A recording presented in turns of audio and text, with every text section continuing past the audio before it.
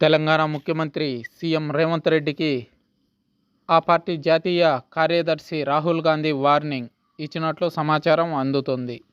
KC Venugopal meeting తర్వాతే రుణమాఫీపై మరో తేదీ ప్రకటన చేశారు సీఎం రేవంత్. గ్రౌండ్ రియాలిటీని తెలంగాణ రాష్ట్ర పెద్దల ముందు పెట్టారట ఢిల్లీ దోతలు. రేవంత్ ప్రభుత్వంపై రైతుల స్పందనను కుండబద్దలు కొట్టారట కేసీ వేణుగోపాల్. వచ్చిన అవకాశాన్ని సద్వినియోగం చేసుకోవాలని తెలంగాణ రాష్ట్ర కాంగ్రెస్ నేతలకు చురకలు అంటించారని సమాచారం. 100 రోజుల పాలనపై తెలంగాణ రాష్ట్ర నేతల ముందు ఢిల్లీ పెద్దల రిపోర్టు పెట్టారట. ఈ తరుణంలోనే అధిష్టానం సూచన మేరకే రుణమాఫీపై అత్యవసర ప్రకటన చేశారు సీఎం రేవంత్. ఇప్పటికే 3 తేదీలు ప్రకటించిన సీఎం రేవంత్ 100 రోజుల్లో ఇస్తామని మేము చెప్పలేదంటున్నారు కాంగ్రెస్ పార్టీ ఎమ్మెల్యేలు.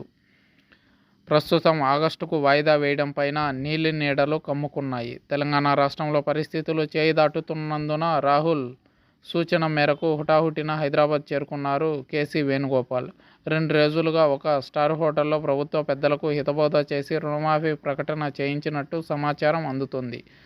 అయితే రేవంత్ రెడ్డి అయిష్టంగానే ఇది చేశారా?